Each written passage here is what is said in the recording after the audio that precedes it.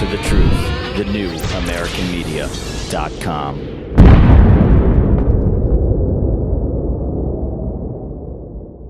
Hey everybody, Brian Engelman here, 2024 Republican Convention in Milwaukee, Wisconsin. I'm here with Scott Presler. Scott, how you doing? Thanks for joining me. My pleasure. I appreciate it so much.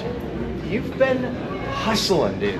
We see you just Energizer Bunny, that bass drum. You were just going.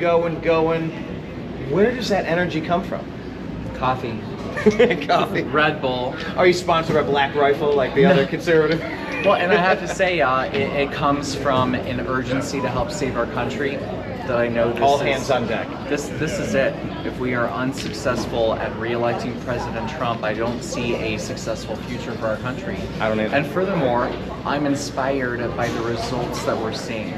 My organization, which is Early Vote Action. Earlyvoteaction.com. Okay. Earlyvoteaction.com. We're producing real, tangible results. Like, for example, this week we found out that Bucks County, Pennsylvania is 112 voters away from flipping, and so on next Monday. Flipping how many votes? Well, 4 years ago it was 15K? 15,000. Now it's at 112, and so by Monday, I believe I will have the opportunity to let America know that we have flipped Bucks County from blue to red. That is political power, all from grassroots organization, going to gas stations and farmers markets and gun shows and frat houses, meeting people where they are to deliver our conservative message. Do you think the conservative message was lost in like a sea of stodginess, uptightness, just the opposite of Hulk Hogan, Kid Rock, Dana White, and Trump telling his long story about surviving that shooting, which touched me immensely? Do you think the conservative message has been lost in just a sea of nonsense, and if you repackage it, everybody understands it? Or do you... Like, how do you stand on that? I think for so long we have been terrible orators, we have been terrible storytellers, and really the craft of politics is storytelling. Right. Look at J.D. Vance talking about the hillbilly elegy. Yeah. He is a great crafter, storyteller, he's a great brander, and I believe that's what I bring to the table as well. Yeah. And so I want to move this Republican Party away from the uptight country club to going to Walmart and going to Barnes. I mean, I have milked a cow by hand at an Amish farm in Pennsylvania. There is no length legally that I will go to not to earn a vote. And I want to see Republicans fight peacefully for every single vote. I want Republicans to really go out and shake those hands and kiss those babies. We have a winning message. Yeah, we want I think peace. so. We don't want wars. We want jobs. We want to make sure that America comes first. We want to secure the border to protect women, to stop sex trafficking, to stop the opioid crisis, poisoning that's going on in our country. They're not overdoses, they're poison I want to make killings. it very clear. Yes. It's not overdoses, They're it is poisoning that's going on. And Exactly. furthermore, I want to make it very clear, we did not have Putin invade Ukraine under President Trump. He waited for a weak and feckless Joe Biden to invade Ukraine.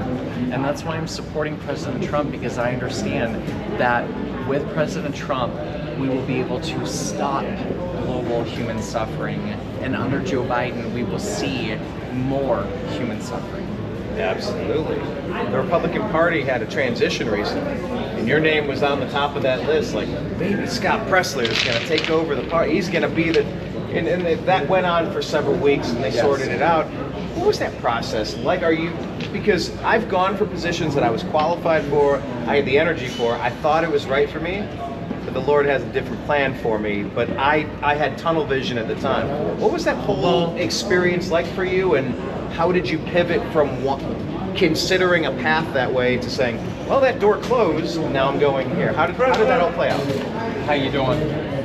Well, you know, a lot of people respect my work and they understand my work ethic, and that I am not just asking people to register voters. I'm out there in the 100-degree heat. I'm going to the gun shows. I'm going to the Amish farms. I am there with my people doing the work required to win elections. And I think people, respectfully, it is not my intent, it's not egotistical, that it's not my intent, but I think people respect my work ethic, and they admire the work that I am a hustler. Yeah. I grind, I hustle every single day to elect Donald Trump. And so it was an honor, quite frankly, to be considered as chairman of the Republican National Committee, but I'm thrilled to have Chairman Walley. I'm thrilled to have Lord Trump at the helm, co-chairing the RNC. And you know, I reached out to the previous administration for 304 days, hey darling, and I did not receive a response. And within 7 days of RNC co-chair Lord Trump taking that position, she called me personally on the phone, and she invited me to the RNC headquarters. That feels like competence, doesn't it? Well, it's validation for my work, and look, you earn the validation, but it takes competence to just break even on that. Well, if you're doing wonderful work, I also believe in edifying my team. I believe in giving accolades. I believe in giving an attaboy, because when you realize that your work is helping to impact and save our country, well, isn't that incentive for you to continue? Isn't it incentive if you know that your team celebrates you, supports you, is really thankful for you? Aren't you going to try harder for the team?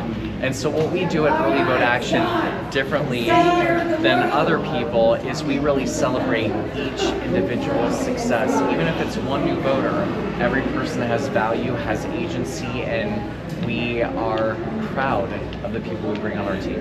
And you said something that reminded me of a Ronald Reagan quote. I might butcher it, but it's along the lines of, there's no limitation on what you're able to accomplish as long as you don't care who gets the credit. Absolutely. I might have paraphrased that slightly, but it's right along. And he also said trust but verify. So he didn't trust anything, he double checked it, but give all of the kudos to the people around you, and you can move mountains, and you don't need the personal credit. Give them the credit, but you can be the one steering the boat away from the rocky shores. And as we've been doing this interview, you've seen people have said hello to me, whether behind me, whether 4 times, and 3 more times inside. I'm on 7. And it's because we've created an environment of love, of kindness, of work. And that's what I hope to bring to the table going into re-electing President Donald J. Trump on Tuesday, November 5th, 2024. No, I'm all about that. We mentioned something inside, and I just, as much as you care to talk about, you said, I don't want to dwell on the negative, but like, I think it's a story of positivity. In Pennsylvania, you're a Pennsylvania guy. What happened last week was just, I mean, I wept tears watching these videos. But the story wasn't what could have happened. It was the rising from the ashes of Phoenix, surviving that situation. You were there. I mean, could anything you would care to share, anything you want to hold back, hold back. But like that had to be tough. It killed me watching it until that fist came, and I'm like, oh my God, he's actually okay. We all started getting text messages, and we had to stop life and get to devices and figure it out.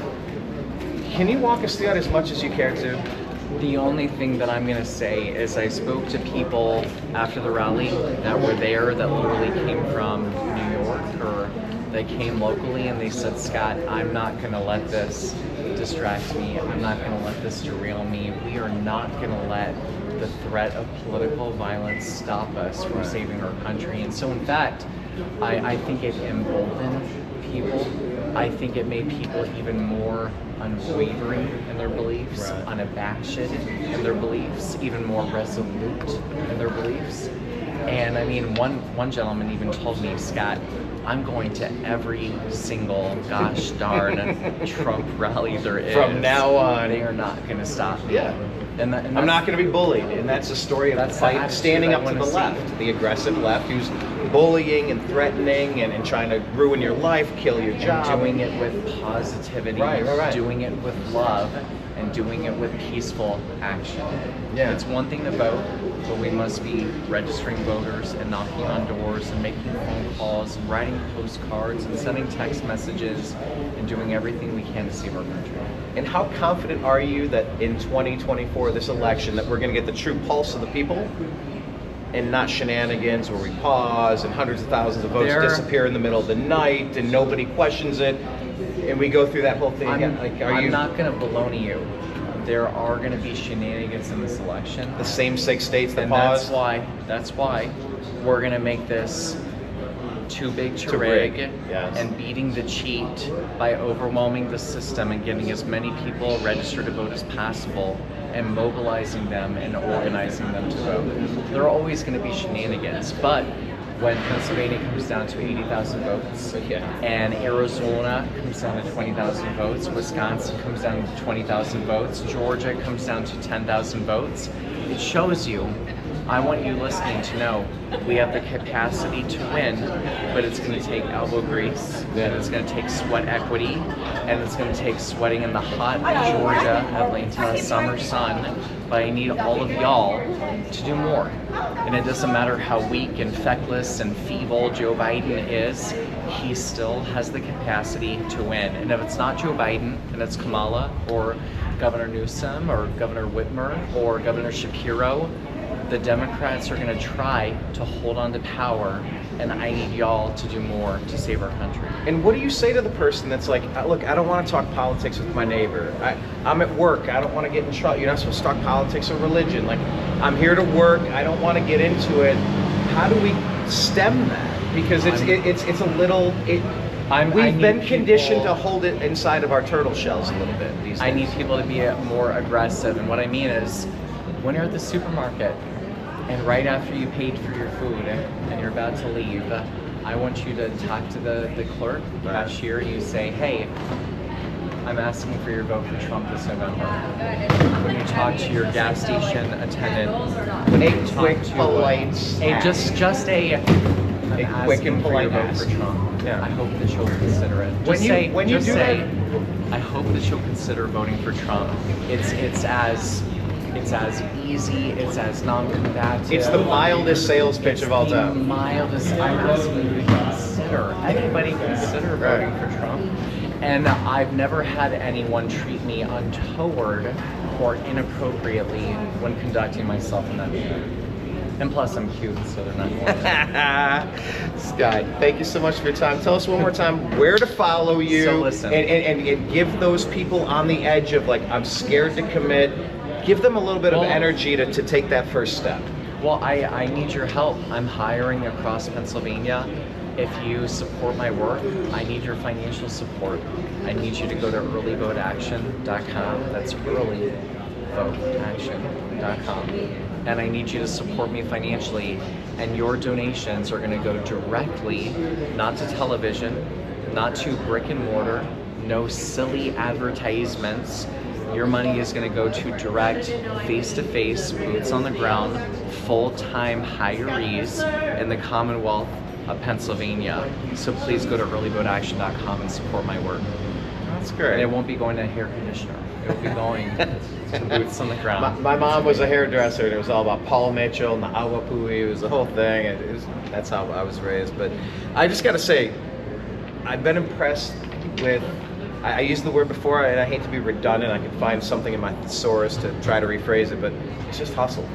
You were hustling, and when the GOP was up for grabs, I'm like, Scott Presler, like, he's the only one actually doing it. Thank you. Other people, they talk or they might have pedigree, and that's fine. They'll bring something to the table, and I'm not taking anything away from any other qualified person, but Thank you. It was almost like Vivek. It was like, who's going to be Trump's VP? And you go, well, Vivek's the only one that showed up and applied for the position. Maybe Burgum, but come on, Burgum. You need somebody young to counterbalance Trump. And I just saw you hustling, and I had such a blast talking with you right now because it's that hustle that can inspire the next person. When we do shows, we put content out, people send me messages, hey, I'm thinking the same thing. thank you for saying what you Well- said, but they're scared to say it in public, even to their family or their friends or their neighbors, you And know? I think what you're getting at, and what we'll end on, Absolutely. is the power of one. And to become, as Steve Bannon says, a force multiplier. Right. Look, I'm one guy. I don't have a lot of money. I don't have status. And I'm not at the upper echelon of society. I'm a dog walker that decided to take my own destiny in my hands and just say, I'm going to do it myself. Yeah. And I'm going to be the change I want to see. And I'm You going mean to the take American way? positive action. I'm going to be the American dream. Yes. And so I ask all y'all at home to do more. And you don't have to be a Scott Presler. You don't have to be a Laura Trump. You don't have to be a J.D. Vance. And you don't need to be aggressive to or impact the rude or confrontational. You can politely You can be kind. ask for the You can be consideration cute, of that and you vote. can still get the job done. Be kind and cute and get the job done. Scott Presler, thank you so much for your time. Thank you. I appreciate you. Scott, that was good, man. What's up? Hey, Jeff. Hey, what's up? Your guide to the truth. TheNewAmericanMedia.com.